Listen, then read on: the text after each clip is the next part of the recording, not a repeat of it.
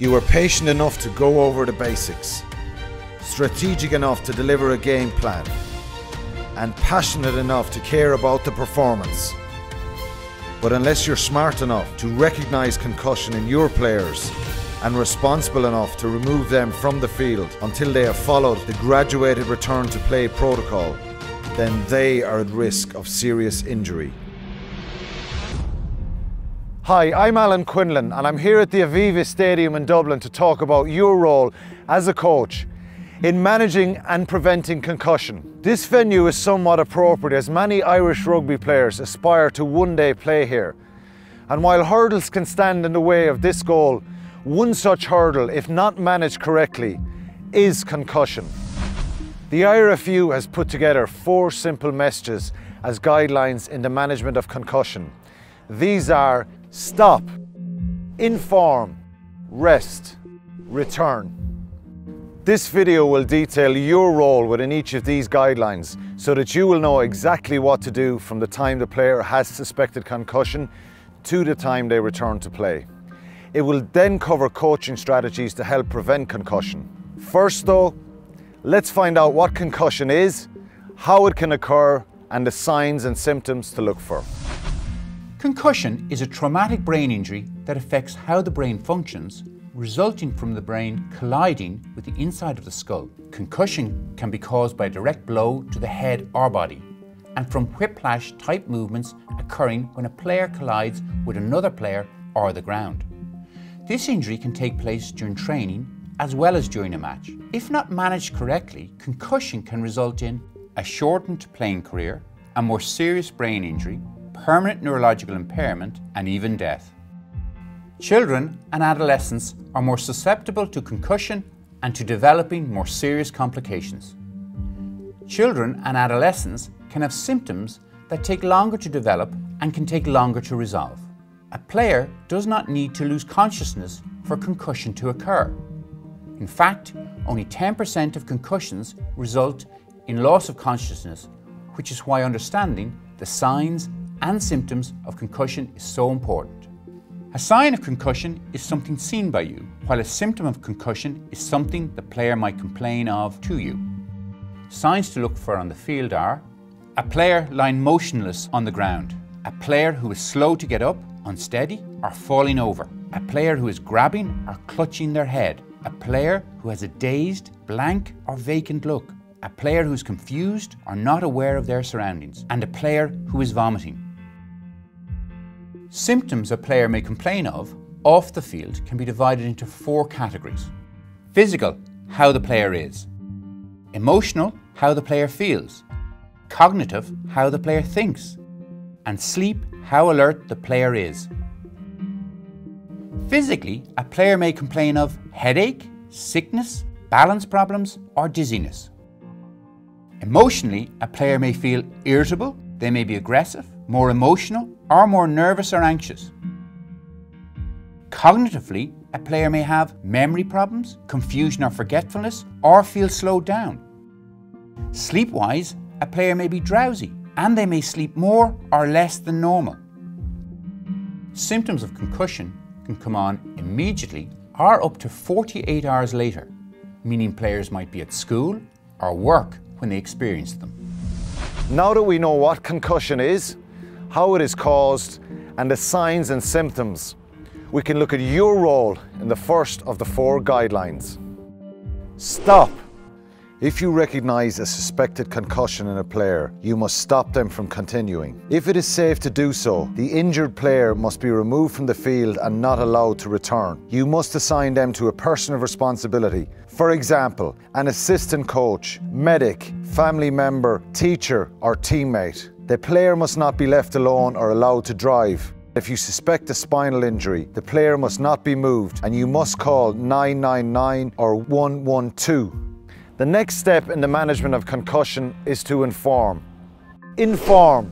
You must inform the person who is responsible for the player's care of the suspected concussion. Explain how it happened, inform them that the injured player should be monitored and assessed medically, and advise them of the graduated return to play protocol.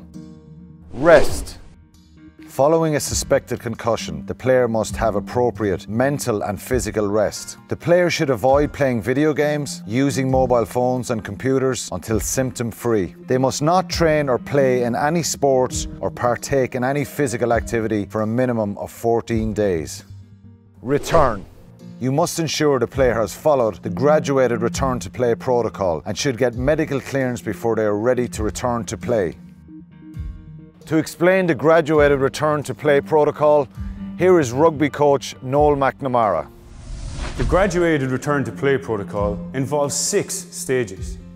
A player must be symptom-free at each stage in order to progress.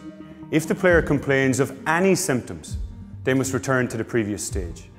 The first stage involves 14 days of complete mental and physical rest. The second stage involves the player undertaking low to moderate intensity activity, such as walking, swimming or stationary cycling.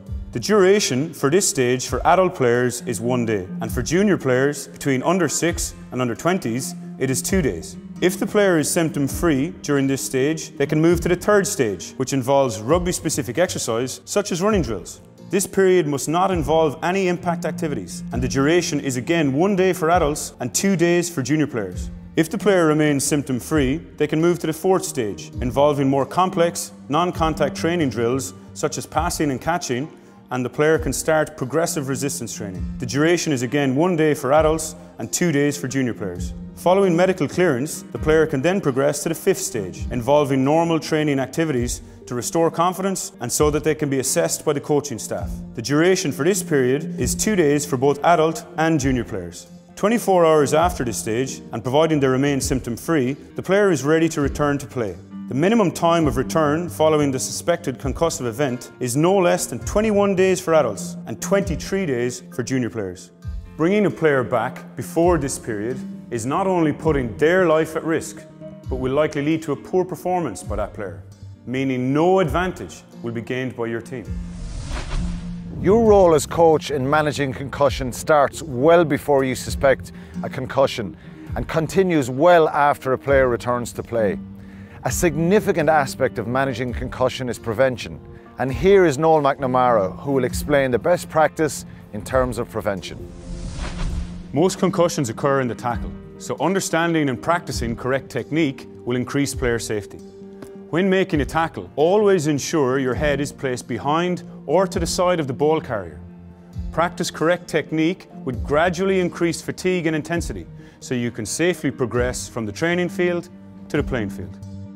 As well as tackle technique, you can minimize the instance of concussion by knowing and teaching the laws of the game, by ensuring optimal fitness in your players, and by never letting players return to train or play until they have completed the rest and return protocol. To recap, concussion is a brain injury caused by contact to the head or body, or whiplash injuries. Concussion can lead to permanent loss of mental function and even death. Signs and symptoms are observed on and off the field and can occur up to 48 hours after a concussive event. If you suspect a concussion, your player must be removed from the field immediately. You must hand them over to a person of responsibility, and they must not be allowed to return until they have completed a GRTP protocol. Bringing players back early not only endangers their lives, but will lead to poor performance. Coaches play a major role in the prevention of concussion. Finally, as a coach, you are an influential figure in the eyes of your player. If you pass on the information contained in this video and emphasize the importance of managing concussion safely, you will help change the culture of concussion and ensure the safety of your players. For more information on concussion, including videos for junior and senior players, family members and referees, go to irishrugby.ie. If you would like to attend a Safe Rugby course to learn practical rugby-specific first aid, or if you have any questions regarding concussion, go to irishrugby.ie and search SAFE. You can email saferugby@irishrugby.ie or call 086 021 6064. And remember, stop, inform, rest, return.